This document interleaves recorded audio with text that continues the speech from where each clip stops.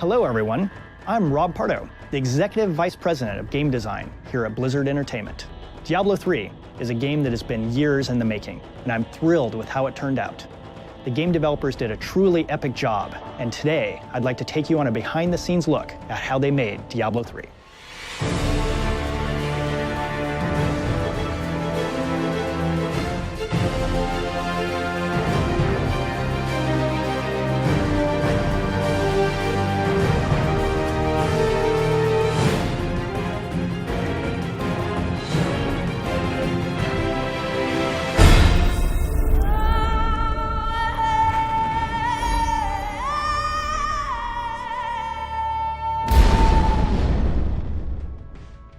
Our first stop is with the cinematics team.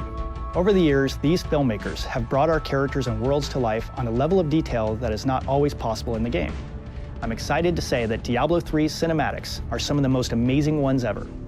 Here's some insight from the creators themselves into how these films were made.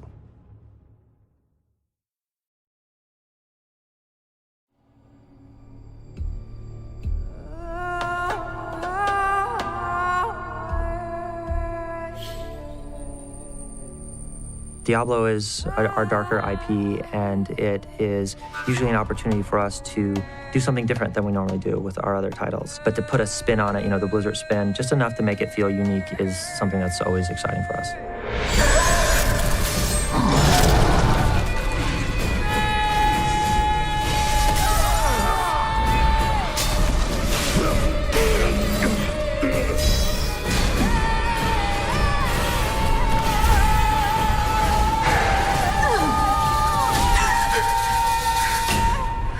It has begun.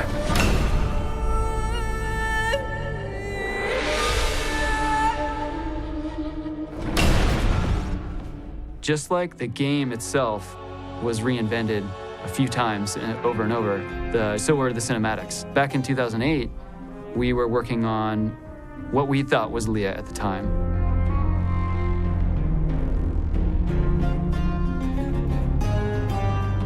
We started with the first intro, and we had a Leah that we animated all the way through. We got it done. And then when we started to release the teaser, it turned out we had some problems with Leah, and they needed to basically rebuild her because we had one shot at the end of the teaser where she needed to do a lot of very subtle stuff. So they remodeled her, and we hammered her out in like a week. So that was Leah number 2 at the end of the teaser.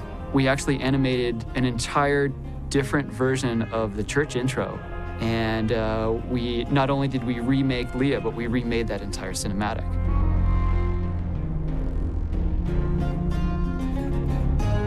When I came onto the show, the idea of this comet Tyrael coming through was always there, right?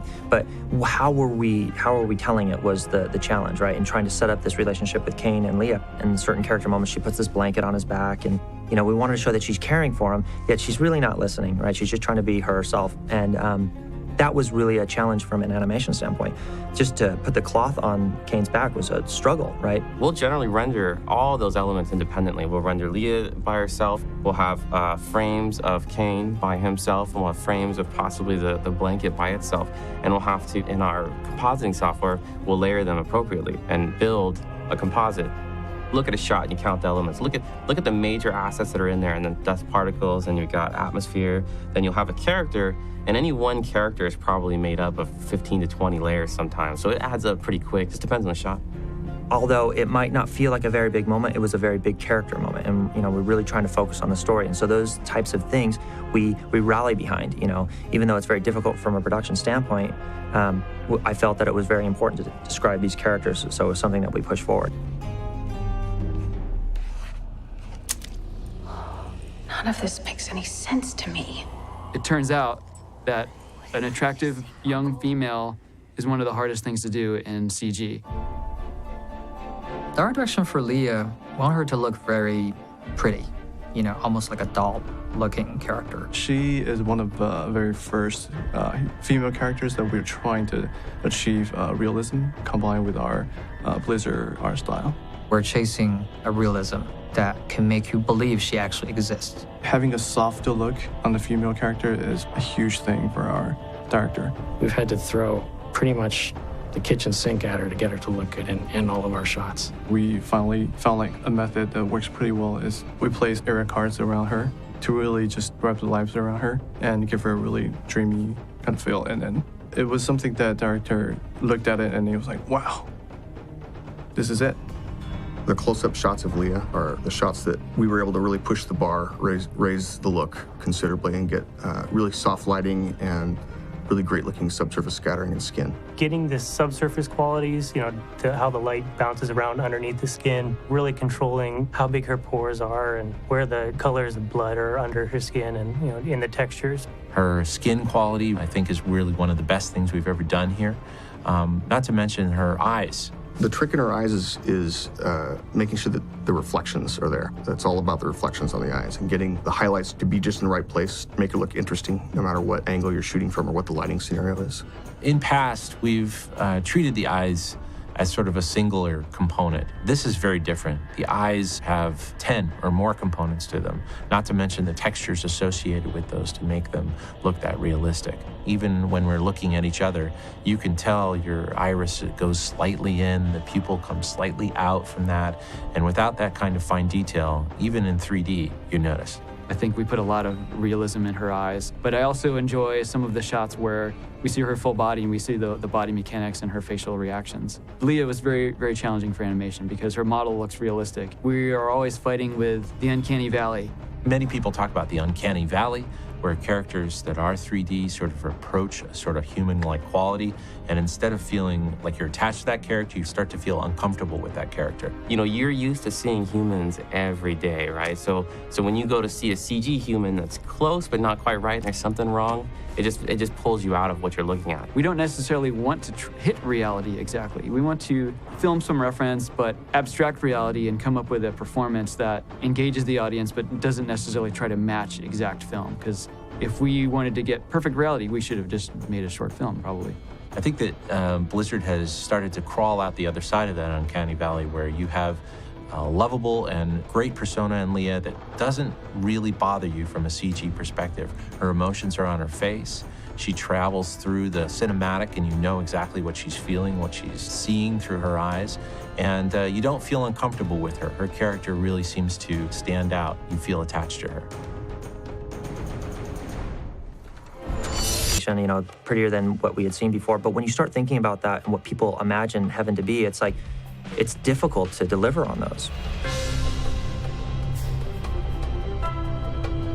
We have a concept team in cinematics that creates all the concepts related to the cinematic. These guys will do character design, environment design, effect design, color scripting, just touch upon everything that is design work within cinematics. When we were working on wing development, the first wings that we started were Imperious. We had several examples from the director and art director as to what the wings should look like. He wanted something that people never seen before. It's kind of like the sun flare. It's very aggressive look.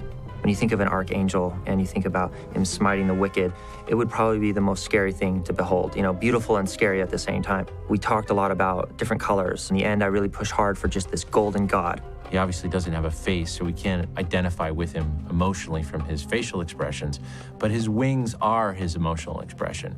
It's like a dog's ears. When he's mad, things kind of get brighter, and when they're alert, they go up. When we finally settled on a concept, we were able to turn that into a 3D element that really sort of sung as it pushes energy from the center of Imperious out to the tips of his wings. Imperious thankfully had some sort of shape already drawn into the wings. They kind of look like eagle wings, so we came up with an idea to model the rig after a real wing. Because it looked like a bird wing, we decided to put a bird structure inside the wings. And we could compress and extend the wing like a bird would. And at the same time, if we decided we wanted to make each independent strip break apart from the bird wing, we could do that too. So we needed a wing with an incredible amount of flexibility. So his wings had a lot more research and development than Tyrell's wings did. Tyrell's wings is relatively easier because just the nature of the design is not nearly as aggressive. It's a very soft, flowy, peaceful-looking wing. His wings are still essentially a bunch of octopus tentacles, but the difference is we got a little bit more complex with the movement. We drove these procedural sine waves down the wings, radial manner from his back, It's really hard to animate something that's organic, that's seemingly dynamic. So his are always doing this kind of waving motion. And so we have this controller that basically just puts this wave into it. And then the animators can just kind of put in how much they want. During parts where Tyrael is calm, we try to keep an even sine wave type of shape going through it. Whenever the things are getting heated up, we try to increase that sine wave and try to make these patterns a little bit more chaotic. Another layer on top of that is we simulate it with a cloth solver to give it this wavy, lagging feeling. And then once that's done, it goes to effects, and then they put on all the other sparkly stuff and smoke that comes off of it. Tyrael's wings for the effects department are another big challenge. We've added onto them from the D1 and D2 area. His wings have extended. They've become more like appendages. We also wanted them to have life of their own. And so we've added a whole series of small but subtle effects on top of the wings. Near the tips of the wings, there's actually 5 passes just on the very tips of the wings in order to get them to feel like they're flowing through the environment, almost like a wind blowing on them. And so we needed to spend a long time making sure that there was lots of detail and pushing it into that perspective that we needed.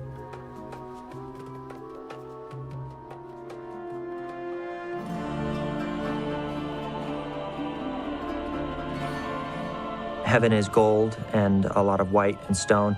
And I mean, it looks like Liberace's palace, right? You know, we really had to be careful with some of this stuff. We wanted people to understand that it's heaven and deliver on some of those expectations, but we also wanted to put our spin on it. And those colors and those palettes, it's just really difficult to work with. With gold or any metal, you have 2 techniques, you have 2 ways of making it look nice. It's basically all about what it's reflecting. Impurus, for example, is full of metal, very reflective. Tons of revision trying to get the correct gold shader for him. It started as a very copper, warm color kind of gold, and it transited into a uber gold, what the director called it. Nick wanted this kind of brush metal look, so we kind of digged into the shader and tried to achieve something like that. So the final version is slightly more desaturated, but it's still very rich in the gold kind of essence. And also, of course, I have to say, about the wings of Impurus. It's a huge light source, which we cannot really, bring into a 3D software or render with that effects together. How do we get the reflection of his wing to come through on the armor? It's very expensive to actually calculate the proper reflections of all of those pieces next to each other. The only thing we could do is kind of create cards and just kind of fake it. Rather than reflecting all of the different elements, we'll simply texture map it onto a flat plane and then just reflect that flat plane. That makes it go a lot faster. It's a lot cheaper that way.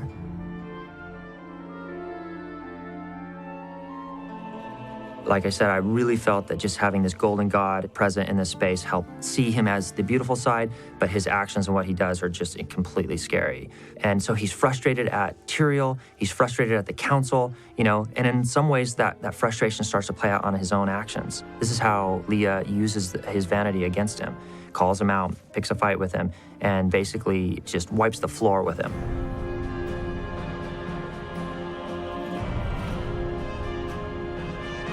To balance that and get the characters to work, right, and really be able to see what's going on with the wings was just this amazing challenge.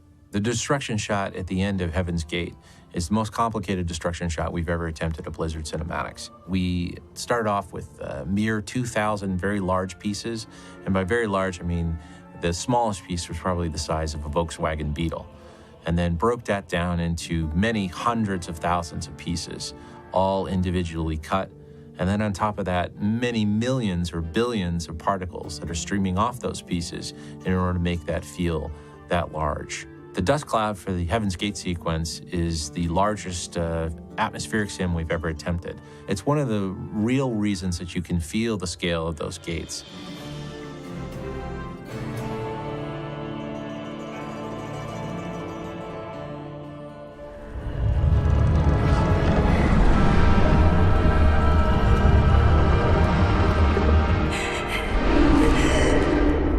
So there was a conceptor on the Diablo team. His name is Vic. He's an amazing artist, has a very twisted vision, and this particular character, Asmodan, was his creation. Asmodan, to me, is the most appealing character because he fits into the world that we created, but he isn't, to me, have to walk that tightrope of a line that we had to with Leah in terms of keeping her real. We just had to keep him believable.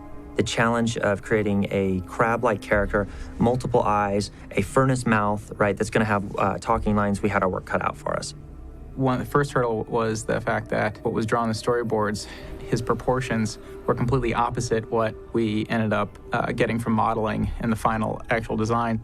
He had very interesting proportions and hit a lot of interesting poses that we couldn't quite reach when we actually started modeling the character out. So when we were building this guy, we had to push him quite a bit in order to reach those. The storyboards had long torso, long arms, short little legs, and he was doing certain actions, and then we were supposed to do those same actions with a shorter torso, shorter arms, longer legs character.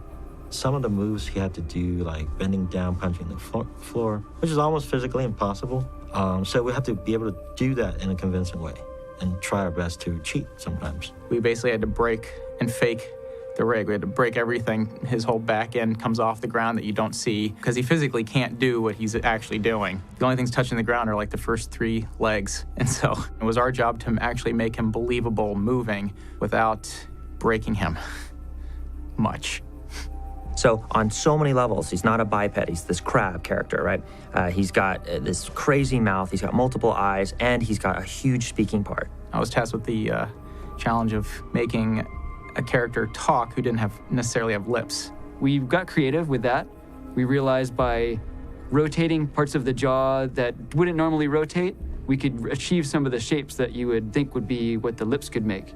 Creating mouth shapes that would create certain sounds. It was like trying to animate the predator talking. So we just tried the best we could with what we had. And sometimes with creative limitations, you come up with some great stuff. I defy you. It was a lot of late nights getting him to where we got him, and it's really exciting to see his character come to the screen.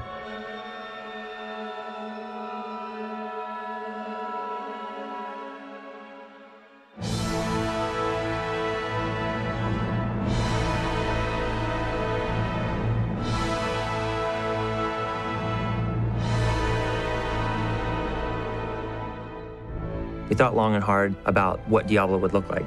Would Diablo be the Diablo from Diablo 2? Would we re-envision it? And one of the things that Chris was really excited about was actually taking it in a different direction and really pulling out some of the feminine qualities of Leah and bringing them to Diablo. Back in the day, I don't know that we ever wrote this down, but it's always been one of my favorite hooks, is that Diablo and his brothers, or any of these prime demons, they have to manifest in the physical world through a host. And given the fact that they all have very different kind of thematic kits, for instance, Diablo is the Lord of Terror, what he does when he possesses you is that he reaches deep and pulls out your darkest nightmares. And I had always surmised that in Diablo 1, we had this big hulking red brute. I always imagined that the person Diablo possessed to achieve that form was King Leoric's youngest son, Albrecht. And I always imagined that that was Albrecht's ultimate vision of what would scare him. And in Diablo 2, obviously the villain of Diablo evolved. Now he's got a tail and he's a little more Godzilla-like. So how interesting this time around, where Diablo is manifest again through the body of his mortal heir, that it would be female. We really looked at the design, and there was a lot of insecurity about that in terms of like, well, could we pull it off? And would it potentially take away from some of the shape and viscera? Talking to the dev team, like, yeah, what do you guys think about making Diablo a chick? I think a couple people stormed out of the room. It was not pretty. But over time, we just started drawing it out, and slowly but surely these designs started to come forward. Like, this is actually kind of compelling. It isn't quite as crazy as it sounds. And we wound up with what I think is a fantastic new design for the character that still sings to all the classic Diablo motifs, the big back spikes and the ram horns and such. But I love this new incarnation. We embraced the idea that Diablo would be a female, and it was really exciting because it was a totally different direction for the IP, and felt that we pulled it off. And I hope that the audience sees that, and it's subtle. When she comes out, she still has a lot of the things that we relate to, the horns, she's got the fire coming out of her mouth. But when you watch her walk, there's just a subtle grace about it, right? And there's just a little bit of hourglass to her silhouette that I think that if people are really paying attention, they'll catch on to it.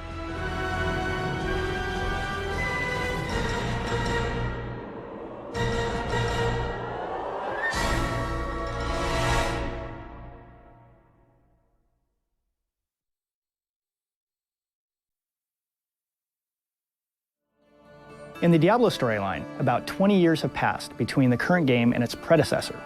This gave designers a rare opportunity to dig out the story of Leah, a brand new character in the franchise. To learn more about her background and the role she plays in Diablo 3, let's meet some of the folks who brought her to life.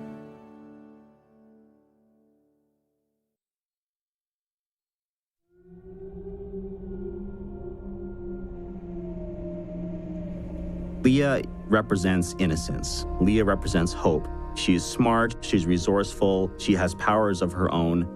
She represents everything that humanity can be. We wanted Leah to be someone that you would imprint on, that you would enjoy coming back and talking to. She's someone you care about. What happens to her in Diablo 3 sort of represents the ultimate tragedy and what's going to happen to everybody if you, the player, doesn't stop it.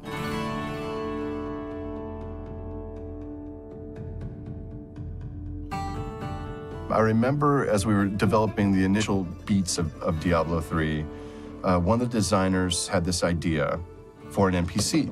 It was this girl that you would meet out in the middle of the woods, and she had this bow and seemed pretty cool, and there was some suggestion that she might have been the daughter of the Wanderer from Diablo 2.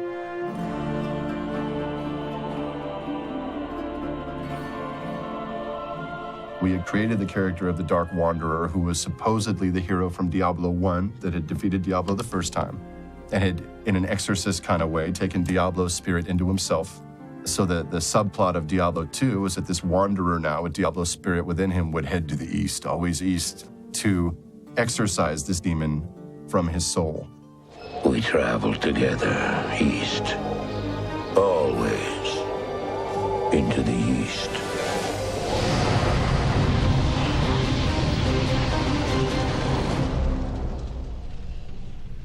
Her mother was the witch Adria. Adria was a character that occurred in Diablo 1. I think we look at her as this woman who is obsessed with the occult, with arcana, with chasing, mysteries and magical powers over the course of her life. She meets with the Dark Wanderer and falls in love with him, and at this point he has been corrupted by Diablo, and she bears his child, and this child is Leah. It was clear that she was not fit to be a mother, and potentially she had her own dark mission, such that Adria gave up Leah for adoption. Ultimately, it was Cain, one of the few survivors of the original tragedy of Tristram. Cain recognized that this baby is very special, kept her safe, for the past 20 years. He potentially knows that evil is lurking within her, but because he carries so much guilt from the past games, trying to help people understand that the sky is falling and not really taking action, that he felt that he needed to take her on and raise her the right way. But on the other end, he's like, if this girl, as so much looks sideways, it would be my job to actually take her out.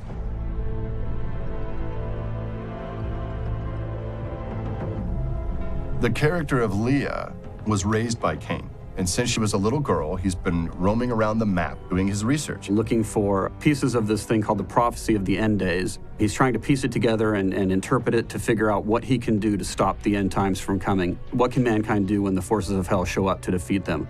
All that while, he's teaching Leah to be his apprentice. He would have been constantly talking to her about these types of things, At the end of days, angels and demons, will fight on the land of man. And this being this little girl and not really having seen these things, this all kind of turns into this, you're just crazy, I love you, but, it's okay. And she doesn't believe because she hasn't lived through the events of Diablo 1 and 2, right? She's never really seen an angel or a demon. So she doesn't really believe in all his wacky theories. But when she closes her eyes, she's tormented by these visions, right? And are these visions real, or are they just, the kooky, words from her uncle? And they're starting to merge, right? The vision starts to become reality.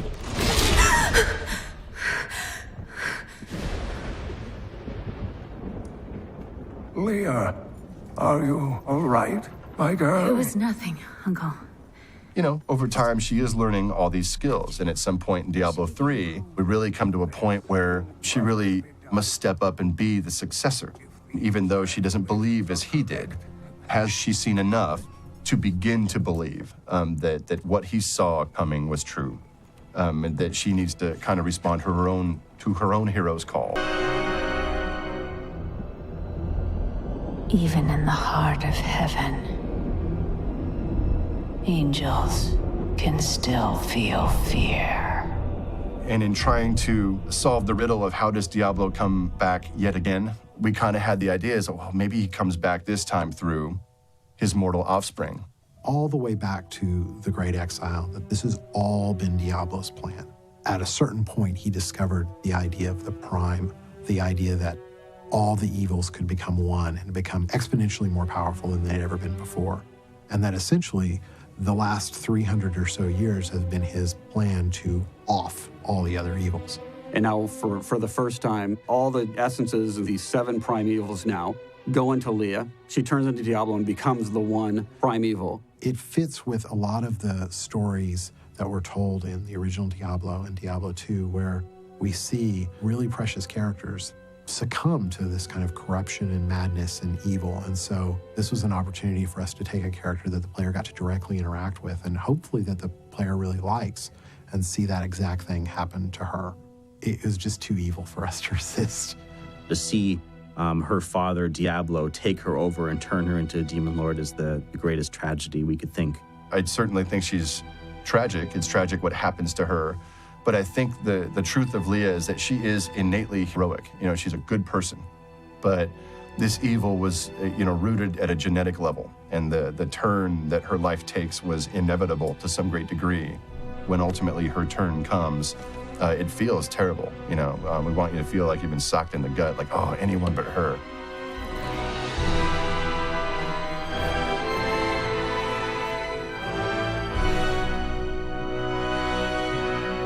Her spirit's still out there somewhere, right? There's a good girl there that deserves to be saved and brought back from the abyss. So while we don't have any clue yet, what subsequent chapters will be, a couple clues, I would bet that we would chase that down because it feels right from a story level and it feels right from a character level.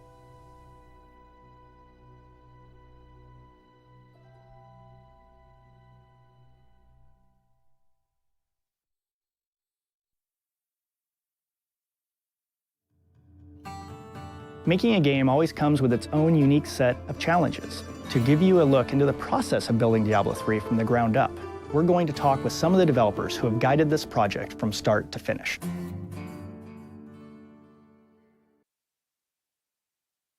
The game is put together painstakingly.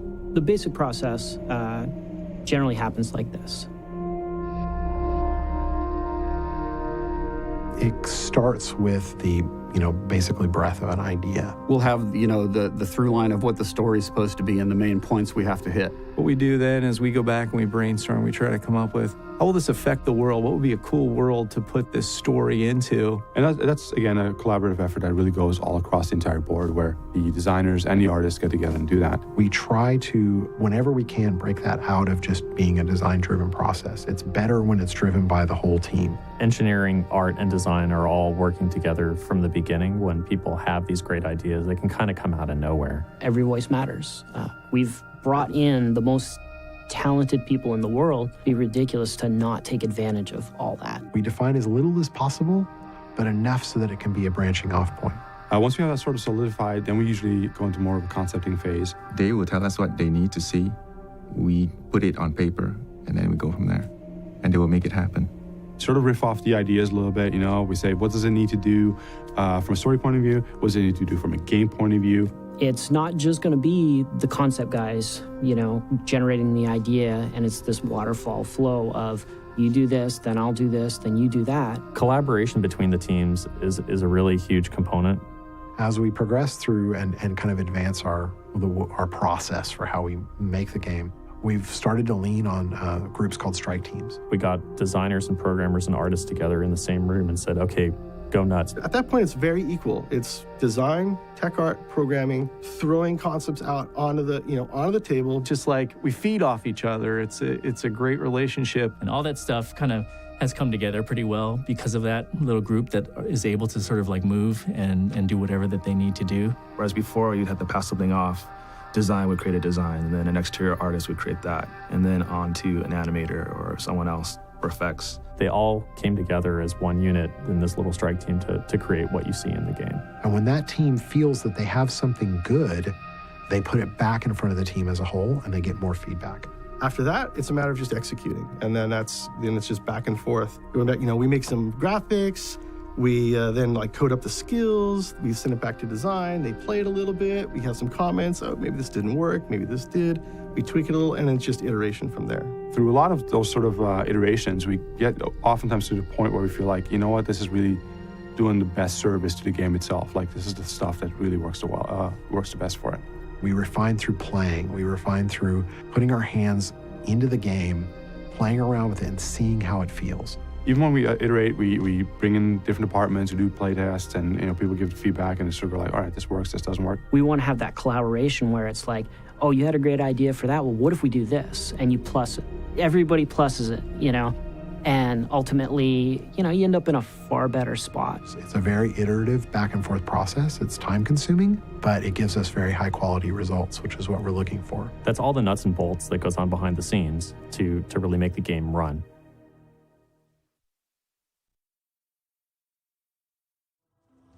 Sanctuary is an immense world with a history that stretches back thousands of years. As you can imagine, giving this entire realm new life in Diablo 3 was a monumental task for the game's developers. To shed some light on how they made it happen, let's chat with Diablo 3's talented designers.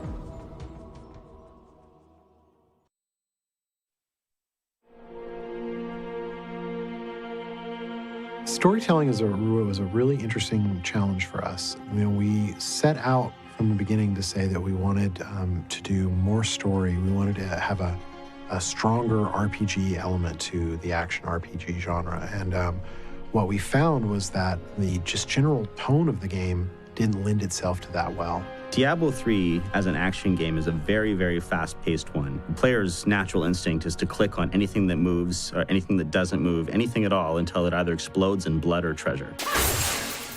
The basic gist of what we do is we take a story and we have to figure out the most concise, stripped-down way of giving the story to the player, because Diablo's a very fast-paced game. People don't really want to stop and hear a lot of story, hear a lot of dialogue. From moment to moment, there are different aspects of the story that we're trying to portray for the player. There are different themes or different characters that we want to show off, different plot points. Getting across, your directions, just your plain information about what you need to do in your quest. So all that needs to come across in as few words as possible. You never want to fight against players' natural instincts. You always want to embrace them and try to find some methodology where you can give them more depth without taking away anything that they find fun about the game, which is that relentless click cycle that is Diablo gameplay that makes it fun. All the mechanisms that we thought we could rely on, that many of the people on our team who had a lot of experience making RPGs thought that they could lean back on, we found they didn't work. So it's hard to really get into a character like Leah using traditional methods, which is like having conversations with her, reading about her. And so what we've really tried to do then is use kind of action storytelling techniques. Like conversations on the go, where people will talk to you and will explain things, but they'll do it as you walk through the world. You will chat with your friends, your followers, and quest givers as you go. And doing that has allowed people to experience the story without slowing down their natural instincts. Magda knows where the next piece is. You must go and help our friend retrieve the sword piece. You go through the world and you click on lots of monsters, you get lots of loot, and you want to keep doing it. You don't want to stop and hear what Joe Barkeep has to say about the local life. We try to tell the story of the game through something happening. So instead of this guy talking to you about something, you'll just encounter him and you'll fight him, and somehow we'll reveal what is happening during that fight. We'll give you bits of information. Characters that we put in the world with you who will comment on things, so we can have just as much story, but be able to deliver it in a way that players can hear it while they're not breaking kind of the flow of what they want to do. Let's have Leah be involved in this thing. Let's bring her along for the ride and have her do something during your experience. I still can't fully control it. A lot of the story also is about kind of the relationship between you and her. And basically through that relationship, you can find out more about this character who's really central to our story. We leaned on those things as our primary storytelling mechanisms, things that can occur while the action is going on. We don't want to stop the players. We want them to basically be able to experience the story kind of at their own pace. Your mother's secrets are here. People said she was a witch, but I never believed it. And then we'll boil it down a little bit more. We'll come up with cool events that have their own little story within that within that big story. And they are one-shot things where you'll, maybe run across a beleaguered farmer whose farm has been taken over by demons, and he wants you to clear out his farm. People you run into in the wild that just have, something to say to you or something to sell to you. We put all that kind of stuff in, or interesting monsters that may have their own little story. Iron saber, tearing the flesh from your bones. These are like ways of kind of fleshing out the world and making it feel like it's not just a whole bunch of just random creatures attacking you. It feels really nice. It feels like there's a little bit of rhyme or reason to what's going on in the world. Keep your distance from it. This burden is mine to bear. And then we still lean on things that you'd see in a normal role-playing game. There's lots of characters to talk to in town. Extra conversations with NPCs to get more information about what's going on in the world. Or just the area itself that you go into will tell a story. We can support that a lot with the art, to where we're not telling a story, you're kind of surrounded by it in the environment. We try to support story with art constantly. You just run into an area, you see a bunch of bodies strewn around, there's a bunch of damage. Obviously something took place here. My lord, the prisoner is ready, as you requested. We have the concept of lore books. Lore books are things that you can find in the world that give little tidbits of history, quotes from famous characters. My name is Latdanan, and I'm cursed. Once the captain of King the Oryx army. You don't need to do them, but if you're really interested in story, and there's a good percentage of people who are, then they'll find that there's all these layers of depth in the story that they can dive into if they're really interested. We explore a lot more of the world. It's not just that we see more areas and new areas. We also have a lot more depth in the world. That sort of depth, I think we open a lot of doors for people who are interested to learn more about Sanctuary and its denizens, about the other cultures. There's something that's really important to the storyline. We will make sure it's conveyed to you in different ways. A person on the street might kind of echo a part of that story. You might get a lore book that also says the same thing. And as well, we, I think, ask some questions that are interesting that we don't even answer in the game. So we leave people with this curiosity to explore more of the world. The implementation is kind of like putting together a big puzzle. So it's really kind of figuring out how to make these pieces work. And when you could figure out a way to do it in a situation where it feels like there's just no possible way to do it, just is really satisfying. So I think we've succeeded pretty well here. I think we can do even better in the future. And we look forward to telling more and more interesting stories in Diablo.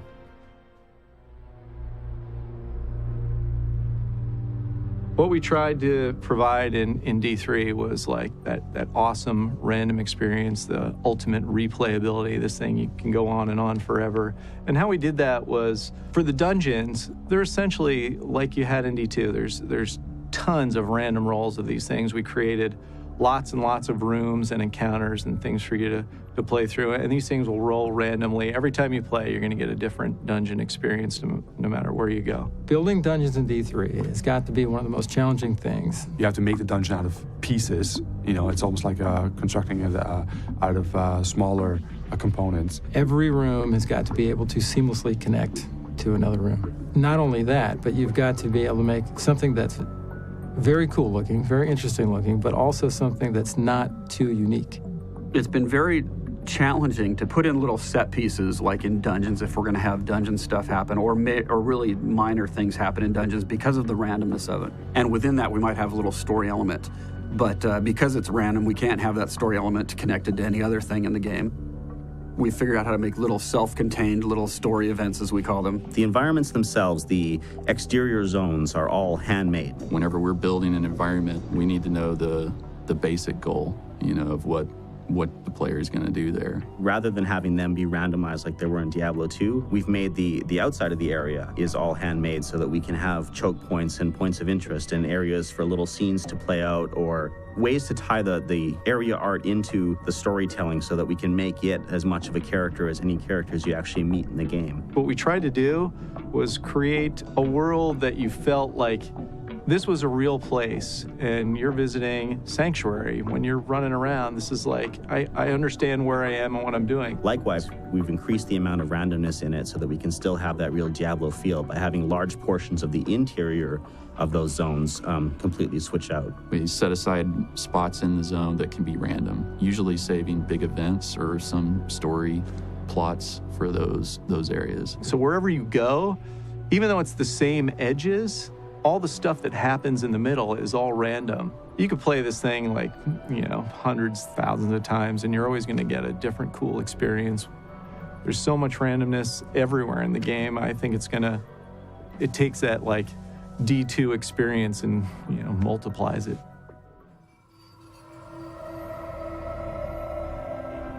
It was very important early on to say, you know what, let's make a game that has all the great things from D2. It feels moody and it feels scary and it is frightening. Diablo is such a fast-paced game that we have to constantly provide new experiences and changing the mood. The top priority is gameplay first, right? But one of the great things about working here at Blizzard, and I think especially, is the creative freedom that you have as an artist and our team has. One of our early goals was to make sure that we created an inviting world, and in a lot of ways I'm very, very happy with what we've come up with. I think we've struck a very nice balance between trying to find a way where the game is beautiful, it looks great, and yet it is still very moody. Wherever we can, we try to make sure that there are ups and downs in the lighting and the mood.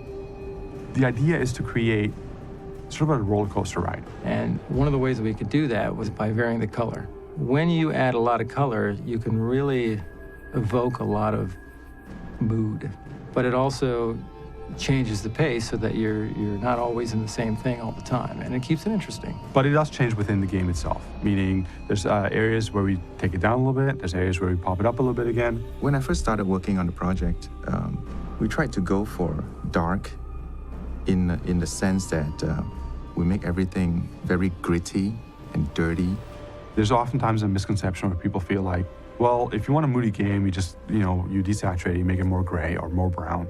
We don't have to be colorful everywhere. We can control the color. We can still have dark areas, but we can make use of the color to create mood and feeling. So if you walk into a certain dungeon and it's very red, you're automatically going to feel like, hey, this has a sinister feeling to it. And our hope is that when you play the game, that you will fall in love with it. You will fall in love with not just the game itself, the look, the feel, and then ultimately how it made you feel.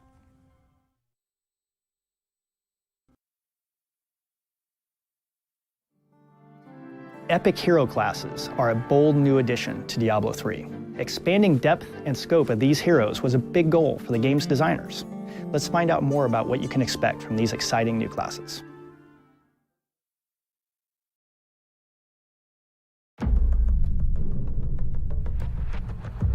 I really am happy with the classes and how they turned out. I feel really proud of the diversity of characters that we got. The way we come about our classes, it depends on the class itself. We wanted 5 different classes that complemented each other well. So we never said every class has to be a new class or every class has to be a returning class. We literally looked at them class by class and made a decision. And the characters we created for this game really allowed us to look at different areas in the game geographically to give us a wider range of stories and backstories to tell, different things about the world. The general feeling of each of the characters, we've really tried to push them apart, make each one really, really unique.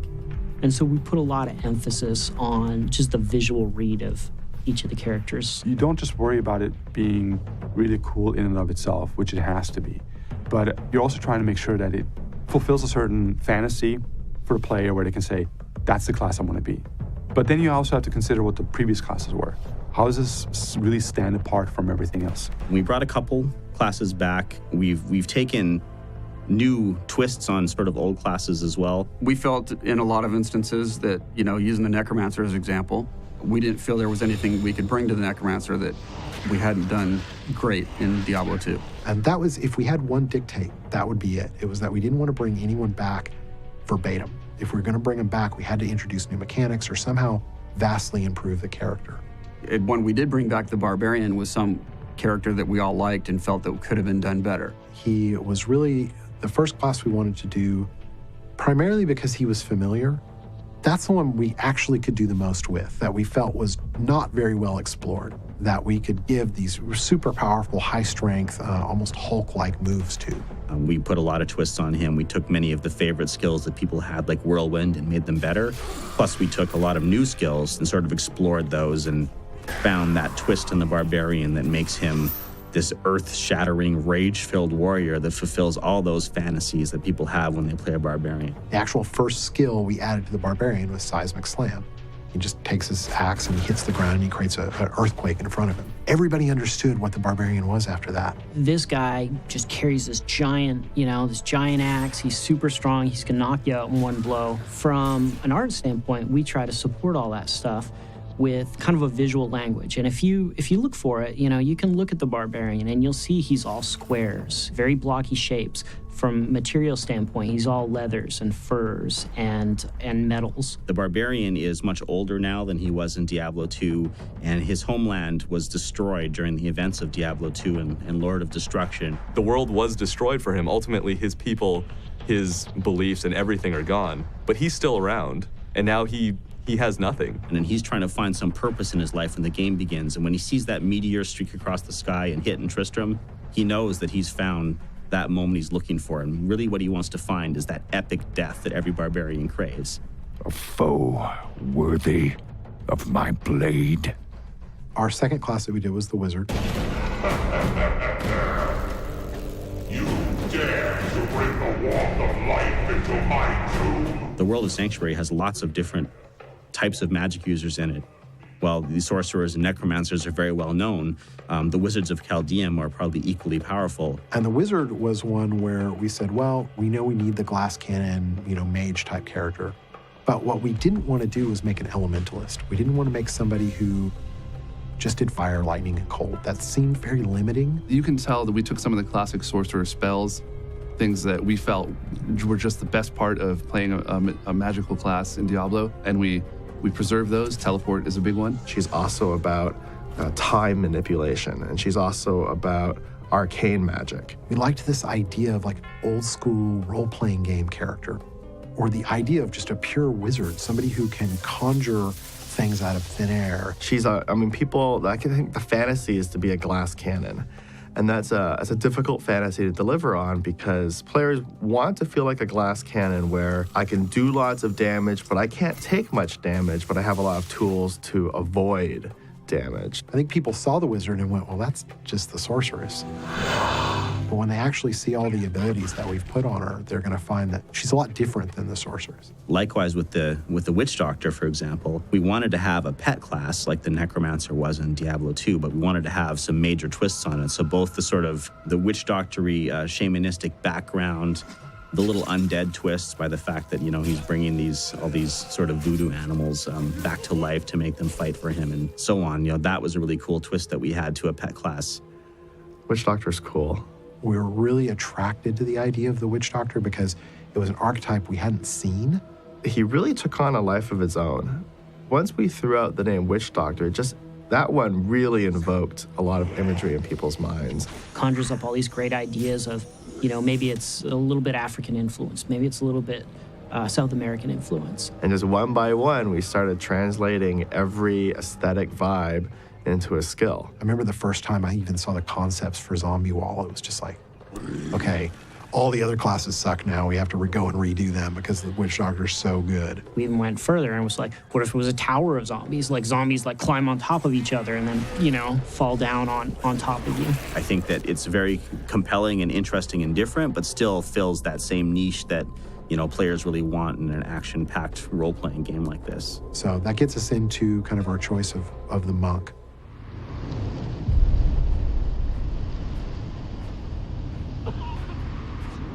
Are you heading to Alcarnus?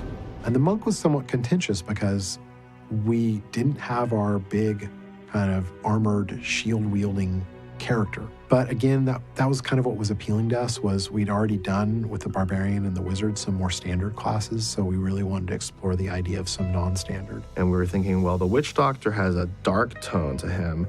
I think we need a light tone character to balance them out. With the monks, we've given a brand new culture to the world. We've shown them Ivgarad and what these monastic holy warriors can do. And it's this cool mix of, Rasputin meets Shaolin that these guys bring to the world. He serves the 1,001 gods of his religion. He alone, kind of because he's this perfect warrior, He can do whatever it takes, whatever the gods need. The monk, for a lot of people, they were like, wow, what's a monk look like? The monk is very round shapes and has a lot of peaceful shapes, circles and spirals. Like Eastern Kung Fu style monk with elemental, like the fantastical takes that you see in media sometimes. Like if I do a kick, you actually get like a swirling tornado of fire coming out. And then the final class we did was the Demon Hunter, and the Demon Hunter originally was supposed to be a ranger.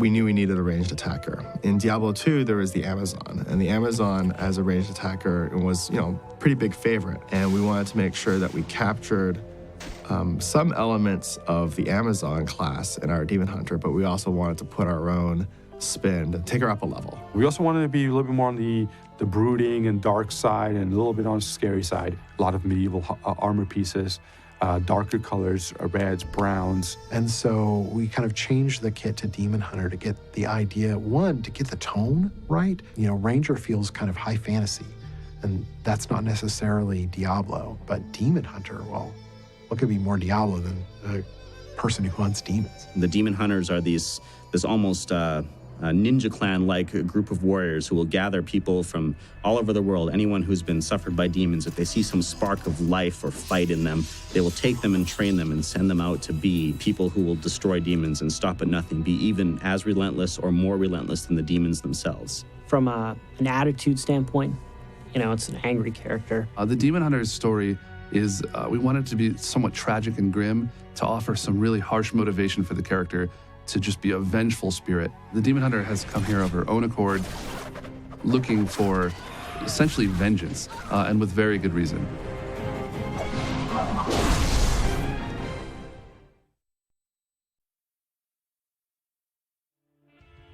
To stand shoulder to shoulder with Diablo 3's heroes, the game designer set out to create some of the most legendary enemies and allies in the franchise's history.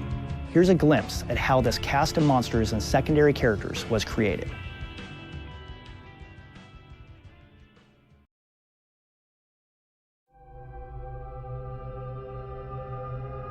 So a lot of the times when we decide to carry a feature forward, it's always out of looking at what was there before. And sometimes we look at it and say, hey, that was great, we're just going to carry it forward. And the followers are sort of a much more advanced version of the hirelings or mercenaries from Diablo 2. One of the things we wanted to do to really set them apart from the hirelings was give them personalities. They're not just cookie cutter hirelings anymore. And now they're literally characters who are inspired by you or who feel that there's something to gain by being with you. So they have a lot more depth than just a hired hand. There's a lot of work that's just gone into making them part of the story, giving them context within the world. They're more real NPCs, I guess, in Diablo 3. And I think you get attached to them in ways that you never really could in Diablo 2. Take heed, traveler. Cultists guard these desert roads, and they will slay any who pass. They are welcome to try. I have come here to kill them. Then you must not go alone. I shall accompany you. Basically, they're another tool that we have to bring story into the game. They have their own feelings about the world and feelings about you. They're different from one another. We have 3 different followers. Each of them offers you something different. We have Cormac, the Templar. He's a member of an order who wants to stop the demons from invading the world. We have Lyndon, the scoundrel, this underhanded, crossbow-wielding guy. He is a shameless ladies' man. He'll be flirting with everybody, from the female characters to Leah to townswomen. And lastly, we have the Enchantress. She's a mysterious character who speaks of this enigmatic prophet and her sisters. Followers are yet another way that you can sort of customize things in the game. So you can choose different skills for your follower to help you out. They're there to help you diversify your build at a time when your character is simplest. The followers are great at sort of being an adjunct to the build of the player character's class. So whatever skills you take, however you choose to play, you can find some variation of a follower that'll help you with that. The Scoundrel, for example, a ranged character, good if you want magic find bonuses.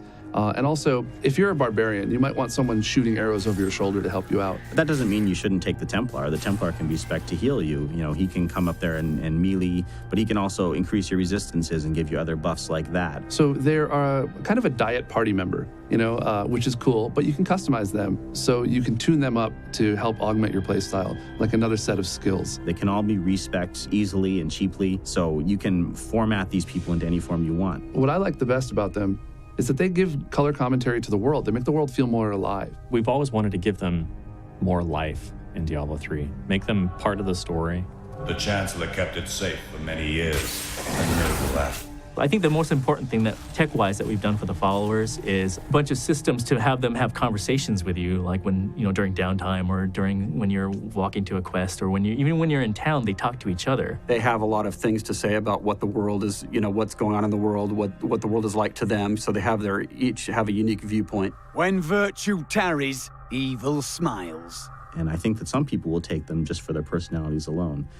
It may not matter so much what their powers are. They just may enjoy spending time with the scoundrel and hearing his snide, smart-ass comments to pretty much everyone you meet. You shouldn't waste time chasing women.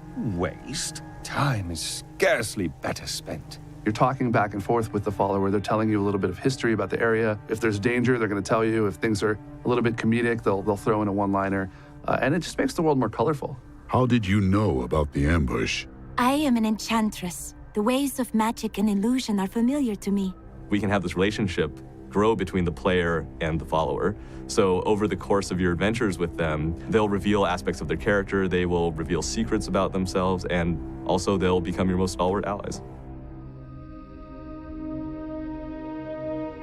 When we place monsters, we like to think about what kinds of skills we've given the player. Ultimately, Diablo is about finding new and interesting ways to beat the candy out of monsters. Because it feels so good to slay huge groups of monsters and get fantastic rewards as a result of that. So that's where we hit on these ideas of building monsters in a specific way so that we could behead them, so that we could dismember them, or they could have their skin ripped off and their guts spilled out on the floor. And that was the thing that we were charged with early on, was make this game more visceral than Diablo 2. The goal of a monster is to make them different than every other monster. Someone once told me, does that character look cool enough that you want a sculpture of that sitting on your desk? Okay, if so, you're probably on the right track.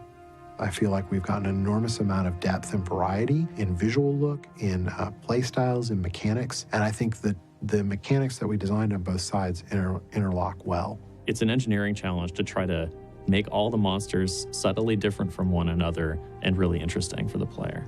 So based on each skill set for each class, that presents us with a lot of different strengths and weaknesses. We have to think about what kind of person is going to be rolling into this group of monsters? What skills are they going to have? What equipment are they going to have? We try to make them as flexible as possible, but when you see a group of monsters, you should have an idea of what you're going to do. Part of the look of the whole overall package of the monster is the way that they act. I think with a game that's concentrated on second-to-second combat, I think that's where you kind of get your gain in the AI, is the subtle distinctions of the combat. There's been some interesting stuff with the creatures and the size of them. It was a combination of what did we like about Diablo? Of course, we love the Fallen, and you got to have skeletons. But then what's going to be new and have new kinds of impact? With that, we wanted to focus on some things that we hadn't done. And in a lot of cases, those were large, crazy creatures. I think one of the more interesting ones was this character. It's the brick house. He's this big dude who kind of summons in the middle of combat. Like the first place that you see this guy is the keep.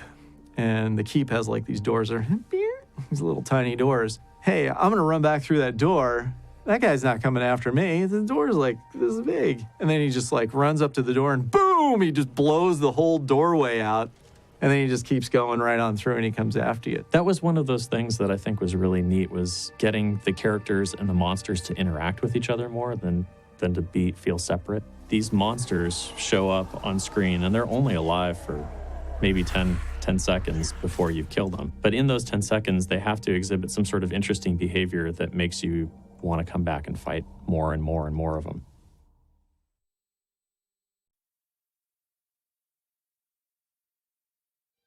Each successive Diablo game has been a leap forward in terms of art, story, programming, and game mechanics. Diablo 3 offers up a number of exciting features that will be both familiar and completely new to fans. Here are Diablo 3's designers to tell you more about two of the game's most unique features: health globes and runes.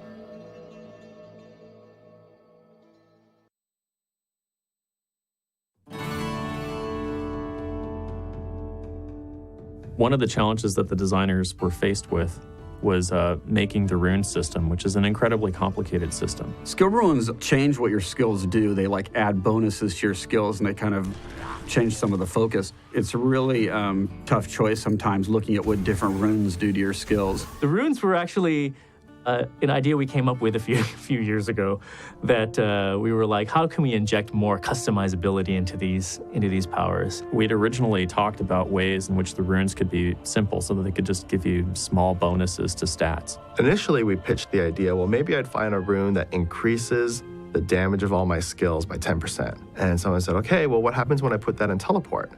And we're like, What the designers really wanted was something that was completely crazy. It was nuts as far as we were concerned. As we said, you know what? We're just gonna design these runes to be different in every single skill. And if that means that we reinterpret what that skill means, great. And that sort of open-endedness is a really big engineering challenge. But once we started playing around with it and seeing how cool it was to actually totally change the functionality of a spell just by putting this thing in there, that thing really took off and became a larger focus of the game. One of the things that we did was we wrote our own scripting language and gave it back to the designers so that they could do the freeform scripting that they needed to. And it just resulted in a bunch of really cool different powers. What I didn't realize is how much work we were signing ourselves up for at the time. And what was initially I thought was going to be like a 2 to 3 month feature wound up being probably a 2-year endeavor. Just really fun. It's just another way of customizing your character. You know, the way I play my Demon Hunter is different than the way you played your Demon Hunter. And not only do I have skills to choose from, I have the runes to put into those rune slots, which are going to change my skills even more. It's turned out to be a huge win for us. We get a very big variety of skills. It's amazing to see what they come up with. Their imaginations run wild, and the game's much better for it. It's funny when you talk to people about Diablo 2 and they say, what did you love and what did you hate? And they're like, man, I hate potion spamming. You'd collect a lot of potions, you'd save them up for the boss fights, and then whenever you're in trouble, you just constantly hit the key and try to recharge your health. I hate that like the solution to every boss is to just hit the potion key over and over and over again. We wanted to make it so that that wasn't a mechanic of the game anymore. We tried several different health mechanics early on. First, we tried what we called a potion dilution. And that meant that every time you hit your health potion button, you'd get a debuff on you that would reduce the effectiveness of future health potions for a certain period of time. What we found is you just hit the button more. We tried resting to restore your health, and then it just seemed like you were hiding in a corner all the time. We took a page out of the FPS book. In an FPS, if you think about it, when I want to stop taking damage, I take cover. There's no notion of cover in Diablo. And when we came up with health globes, it just really changed the whole kind of feel of the gameplay. You have to fight, you have to be engaged in the game to try to get the health to drop. So it's a really dynamic gameplay thing. And, you know, we put the cooldowns on potions, so it's very much moving away from the spammingness of potions. And it's just a dynamic way of giving health back to your character that really fits in with the action-oriented gameplay of Diablo. And we put that in, and we haven't looked back ever since.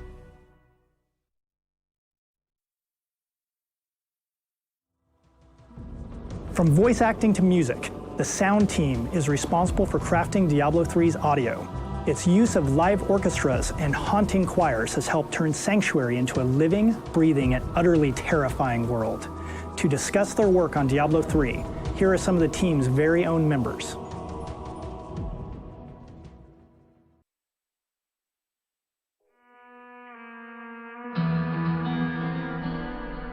When you go into a Diablo game, you need to feel it, and the sound is a huge part of how you perceive the game.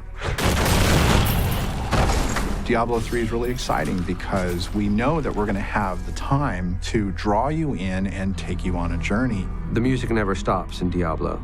There are no pauses, there are no silences other than those that are absolutely intended. Very raw, and it's assaulting, and it speaks of demonic things and subjects that are dark and ancient and old conflicts. Mood of the game is very important from an audio standpoint. It's everything. It has to be in an environment that just feels lush and cool and dark and dirty and dank and smelly. It's gotta stink. The audio has to smell bad.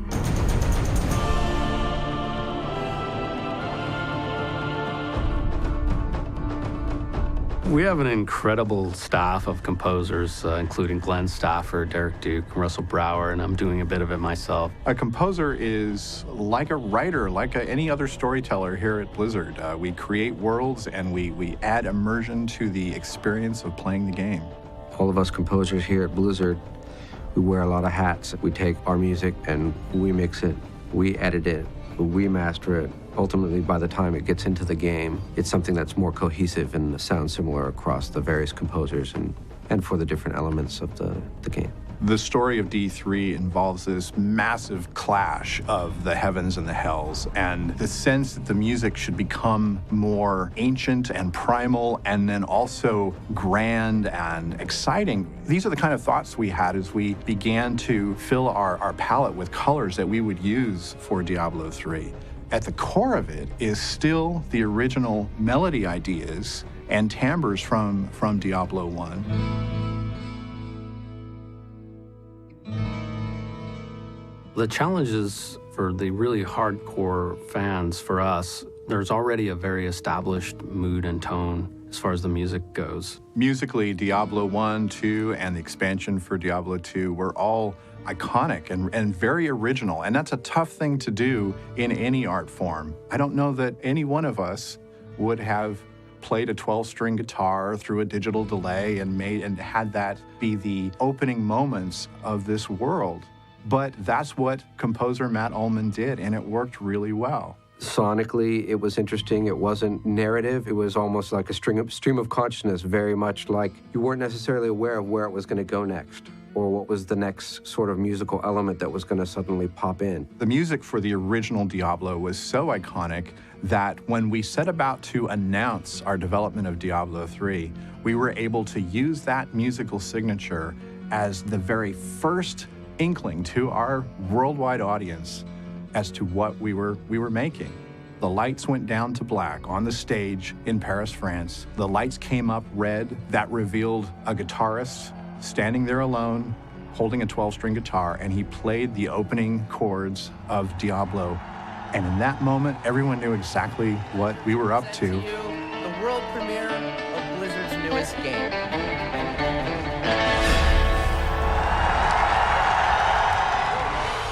It was an amazing experience with, I believe, something like 11,000 people in the room. In recording the orchestral music for Diablo 3, one of the basic tenets we had was we want this game to sound completely different than World of Warcraft and StarCraft.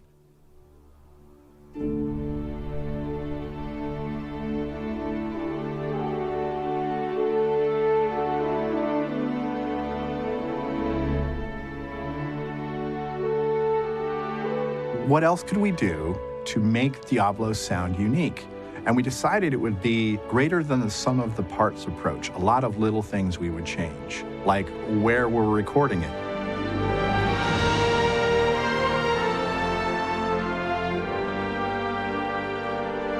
What we're doing with Diablo is we're recording in an old-fashioned concert hall. This is a hall that was designed for live performance and not for studio recording.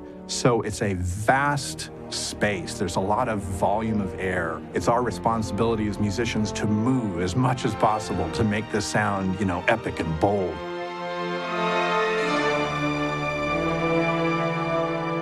If the most ancient form of music is for other people to hear in a live situation, then maybe it follows that the concert hall is the best environment to hear music that's supposed to be as timeless can be.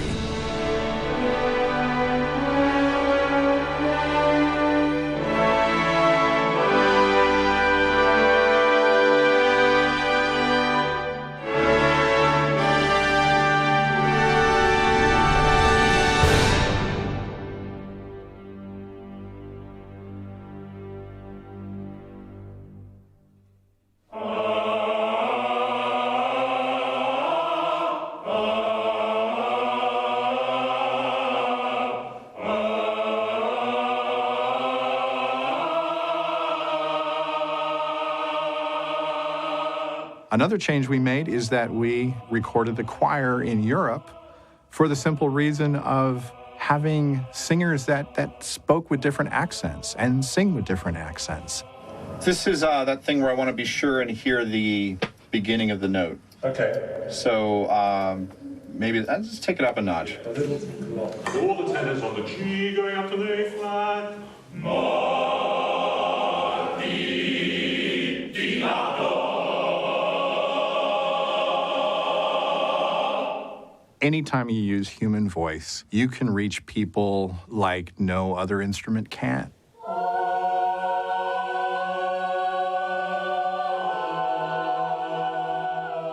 It's direct, it's to the point, it's the clearest form of storytelling. It's like direct injection into the nervous system.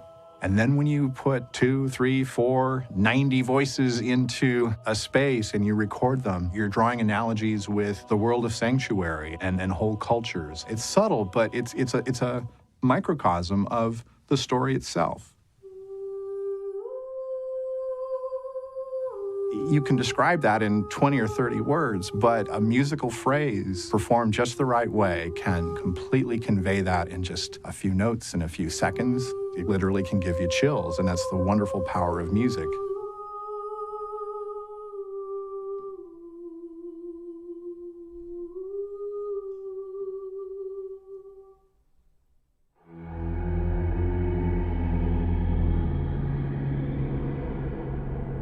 I like every game that I work on to have its own signature sound, and really the only way to do that is to go out and create the material for that specific title. Fortunately, Blizzard allows us to go out into the desert and light stuff on fire. Safety first. Do not try this at home. All right, what are we setting up for here, guys? Little miniature bomb, if you will.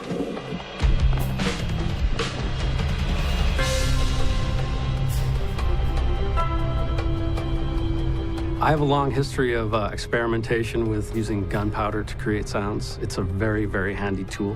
Some of the inspiration originally for some of these methods came from cartoons, actually. Watching Wile E. Coyote lay a trail of gunpowder up to a pile of dynamite or some other flammable object and lighting it, and that's what we do. We do that very same thing. Pickle hot? Pickle's hot. All right, here we go.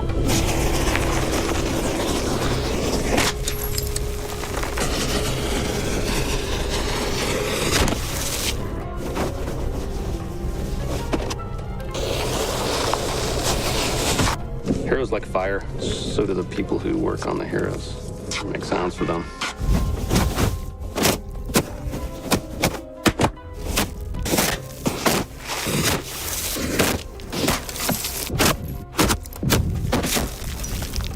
I want to get the ring of the tank, so when it blows, there's a nice little metal ring out.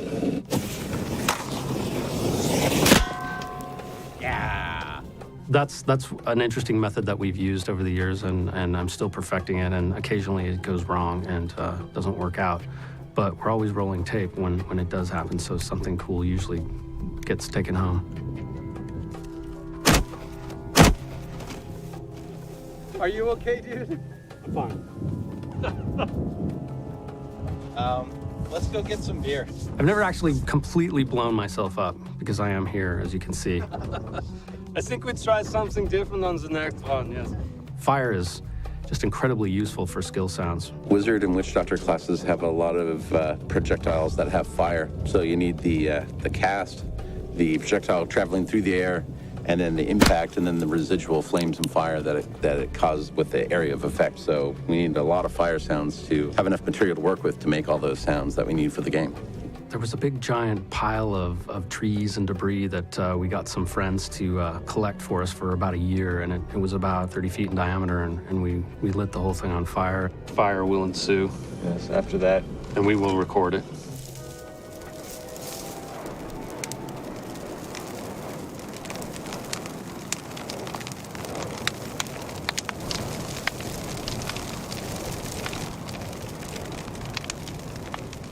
The sounds while it was burning were pretty cool, but the really cool thing was after it burned down to coals, we sprayed water on the coals and we got all this really incredible crackling and gurgling and all sorts of lava type sounds, which are really useful in the game.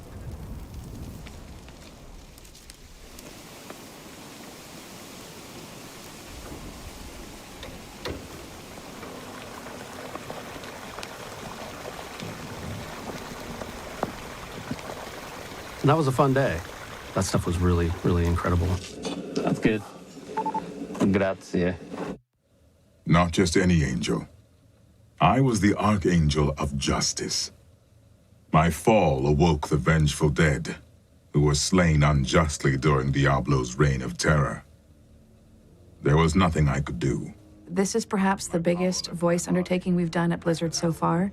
I think that StarCraft 2 had about 3,000 lines, but currently our estimate for Diablo 3 is anywhere from 13,000 to 16,000 lines.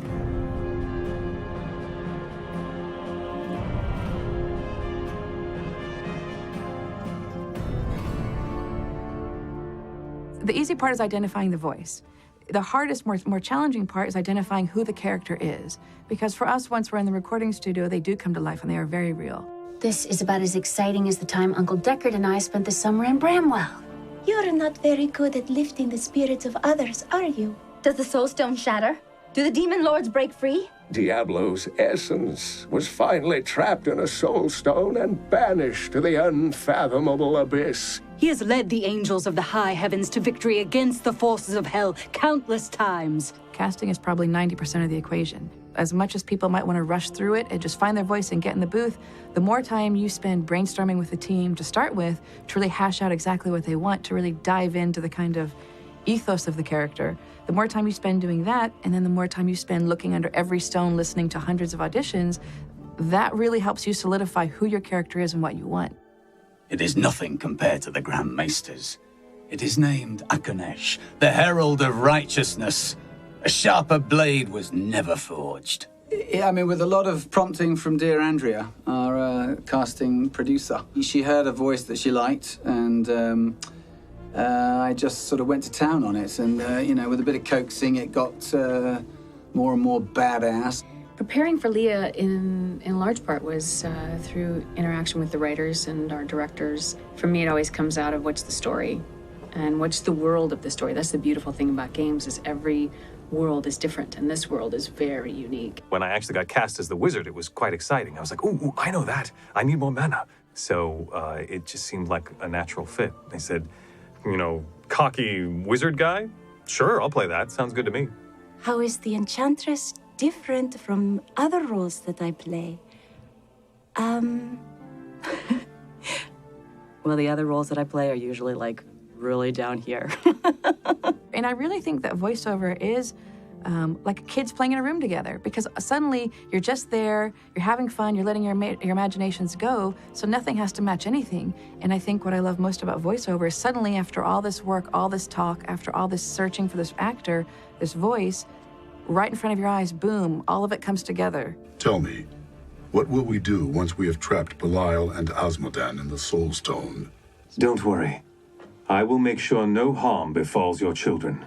He was never one to lead an army, always in the shadows, much like his mentor, Mephisto. You don't see that actor anymore. When you get it right, you really are tapping into something bigger, whereby you are channeling your male demon hunter, for example, and it's pretty exciting. That is not a demon's way. They prefer to torture, to taste their victims' terror. Poison is far too civilized for them. What's difficult with this game is that there are so many lines that we have to get through, and there are a lot of names to learn and pronunciations. You two search for Belial while I hunt Magda. Belial, Asmodan, Juriel, and Andariel, and the prime evils, Mephisto, Baal, and Diablo. Mephisto? Mephisto? Mephisto. Say it. Mephisto. Mephist. Oh.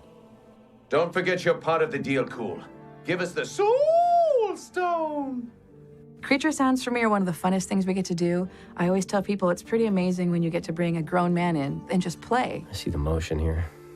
So when you have amazing monster actors like the ones we used for Diablo, the things they can do with their mouth and their vocal cords are phenomenal.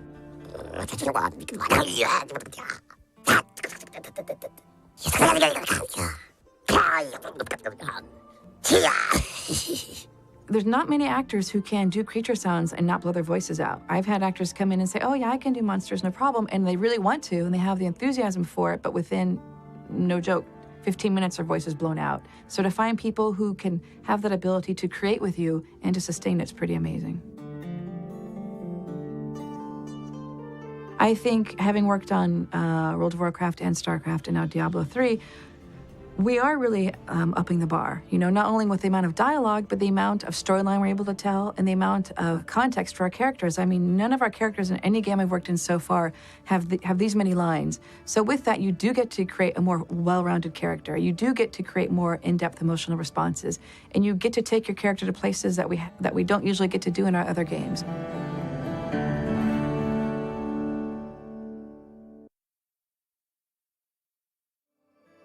I hope you've enjoyed this look at the making of Diablo 3. Now it's time to explore Sanctuary yourself. I'll see you on BattleNet.